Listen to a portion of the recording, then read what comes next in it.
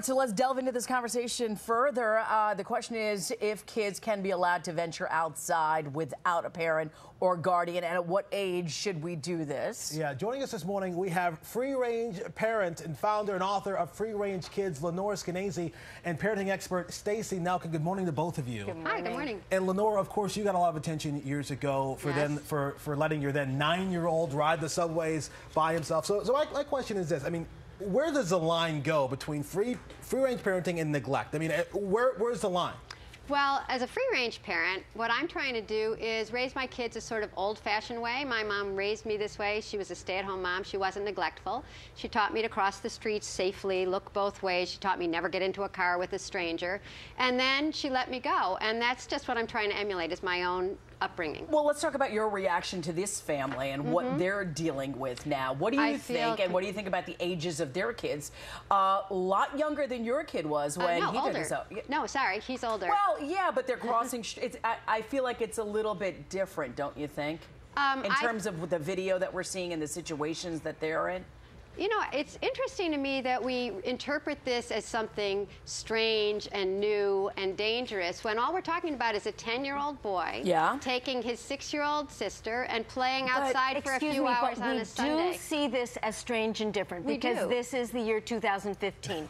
We are not used to seeing a little 10-year-old, not even a big kid, and a 6-year-old walking alone. So first of all, they're very conspicuous because most kids that age, we don't send anybody outside anymore. Most kids those ages today in 2015 are supervised. In Maryland, there is a law. I think our job as a parent is to ensure their safety. There's something very Hansel and Gretel about this. You see these kids wandering. They went a mile from their home through traffic intersections, shopping areas. They could have been picked up easily. Let me ask you this, though, because just this morning, we're doing the story, police still trying to find this guy in Brooklyn who attacked an 11-year-old boy at a bus stop, standing by himself. This man attacks him and then runs off. That's horrible. When you hear a story like that, does that make you kind of second-guess this movement? The idea of, okay, let's just send kids out and just, here's the world, and go out there and enjoy an adventure, when there are people out there that do bad things. You know, that's a phrase I hear all the time, and it's true. There are people out there who do bad things. There always have been. It's always unusual. It's sad, but to always go to that very worst case first is what we've been trained to do. Let me just say one thing. Today, as a parent, you're almost not allowed to let your child do anything, even play on the front lawn, without imagining them abducted and killed. We want to find a balance, and that allows us to do absolutely nothing, our children to do nothing in terms of becoming worldly, becoming part of the, having a balance. I agree with her. I agree with her because I'm a parent. I have 2 children, and I kind of feel that way. I moved to the suburbs. I live in a community, and I can't even let my kids go outside because there's nobody else outside. When I was growing up, Lenore, and here's the thing, this was different. Communities raised communities. So that's what I want to say. I so agree.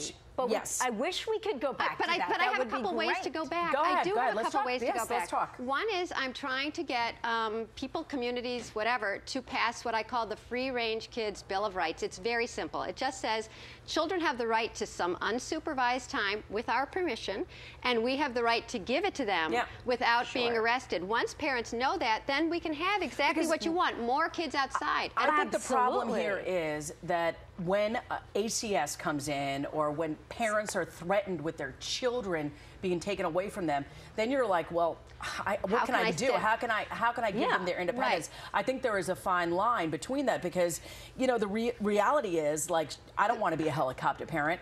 And I will tell you right now, I don't want to be a complete free-range parent. I want to find the happy medium in the middle. A free-range parent is an old-fashioned parent. I just wanted to put in one other suggestion, which is that one of the reasons that it's so unusual to see these children outside is because when my kids look outside and there's no one to play with, and your kids look outside and there's no one to play with, nobody goes outside. So how can we get them all back outside so it's safe and community? Because the playgrounds are empty. Here's a way. I agree. So if you go to freerangefriend.com, you put in your zip code. It doesn't give you any information. You don't have to put in your child's name or address. You can find other parents who also want to send their kids outside. freerangefriend.com. Put it in and then send. Then we want the parks filled with people. I want to hear from you on this, Stacey, because you tried to interject a couple times. I mean, what do you think? Sorry. Where is the line?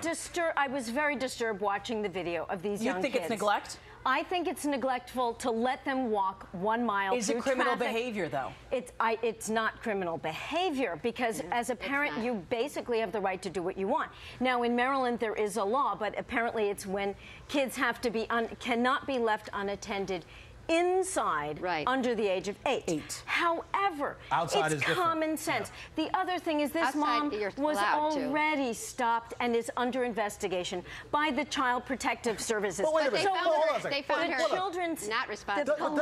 Doesn't common sense tell you if the law says you cannot leave a child inside at a certain age, then they're okay to go outside? They're outside in the world? Exactly. Common sense would tell you then that's not a good idea. Actually, it's interesting in terms of common sense because the vast majority of child abuse takes place at the hands of somebody a child knows. So in a way, ironically, the child is safer outside with strangers. Let's discuss cars. I mean, we can discuss anything. We can discuss everything and anything. But the reality is that we don't live in those communities that you and I were raised in. You know what? That is the problem. The problem is we need, Lenore, that we need to get back to basics in which communities watch our children, in which communities feel safe, parents feel safe that they can let their kids play. I certainly want to have that for my child, and I'm fighting for that. And I'm fighting for that happy medium. I do not want my children to fall victim. Nobody wants that. But I don't want you to fall victim because you allow your children to play in these safe times. Times today I wish we had a village. Are safer than when we were growing up, which is ironic.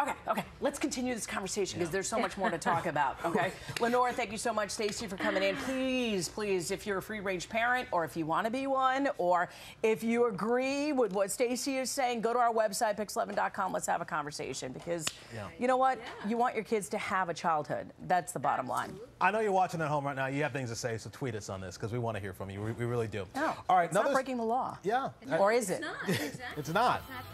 All right, they're playing the music, so we got to move on here. Subway